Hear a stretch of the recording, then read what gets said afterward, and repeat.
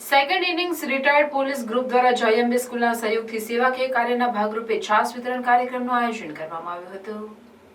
Police વિભાગમાં ફરજ બજાવી નિવૃત્ત જીવન વિતાવતા પણ પોલીસ પ્રજાનો મિત્ર ઉક્તિની નિવૃત્તિ બાદ પણ સાર્થક કરતા second innings retired police group દ્વારા વિવિધ સેવાકીય કાર્યો કરવામાં આવી રહ્યા છે।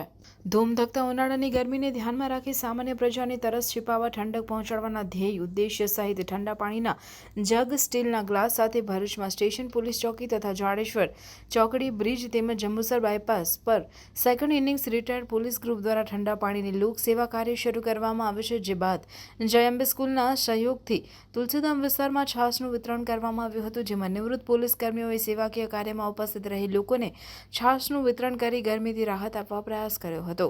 આ પ્રસંગે ઉપસ્થિત શાળાના વાઇસ પ્રિન્સિપાલે કાર્બોનેટેડ ડ્રિંક્સ ઉનાળાની ગરમીમાં પીવા કરતા છાસ, લીંબુ શરબત વગેરે પરંપરાગત પીણા પીવા અનુરોધ કર્યો હતો।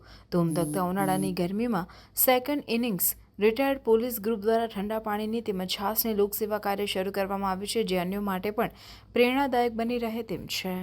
અગેન્સ્ટમાં થોડી આપણે અવેરનેસ ફેલાવવાની છે કે કાર્બોનેટેડ કોલ્ડ ડ્રિંક જે છે એ આપણા શરીર માટે હાનિકારક છે, તો એના બદલામાં આપણા શરીરને આકરા તડકાથી બચાવવા માટે જો આપણે આપણા જે પારંપરિક પીણા છે કે જેમ કે નારિયેળ પાણી છે, છાશ છે, પછી કોકમનું શરબત છે, લીંબુ શરબત છે, એ બધું જો આપણે પીએ તો આપણા શરીર માટે ફાયદાકારક પણ છે અને આપણા શરીરને આકરા તડકાથી બચાવશે પણ। અને બીજું એ છે કે આજે હું અહીંયા ઉપસ્થિત સર્વે રિટાયર્ડ પોલીસ ફોર્સ આખા ગ્રુપનું ધન્યવાદ કહું છું કે જેમ આપણે જાણીએ છીએ કે એમની આખી લાઈફ એ લોકો આપણા સેવામાં વિતાવે છે, પણ આજે રિટાયર્ડ થયા પછી પણ એ લોકોની એ વૃત્તિ છે કે ના અમારા શહેરની પ્રજા માટે કંઈ કરવું છે, તો ખરેખર એમની આ સેવા વૃત્તિને હું અહીં સર્વની સમક્ષ બિરદાવું છું અને બધાને થેન્ક યુ સો મચ। અને ભરૂચવાસીઓને પણ મારી એક જ પ્રાર્થના છે કે તમારાથી જેટલી થાય એટલી આ મજૂર વર્ગની સેવા કરો, તમારાથી જેટલું થાય એટલું એમની માટે તમે સેવાભાવની પ્રવૃત્તિ રાખો। થેન્ક યુ, આભાર।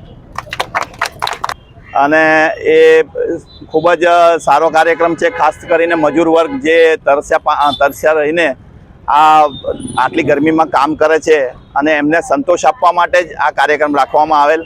રિટાયર્ડ પોલીસ ગ્રુપ તરફથી અગાઉ આપણે ઠંડા પાણીના વિતરણનો પણ પાણીની પરબો ખોલવામાં આવી છે, જેમાં સ્ટેશન પોલીસ ચોકી તથા જંબુસર બાયપાસ ચોકી અને જાડેશ્વર પોલીસ ચોકી ખાતે 3 જગ્યાએ ઠંડા પાણીના પરબો પણ ખોલવામાં આવી છે।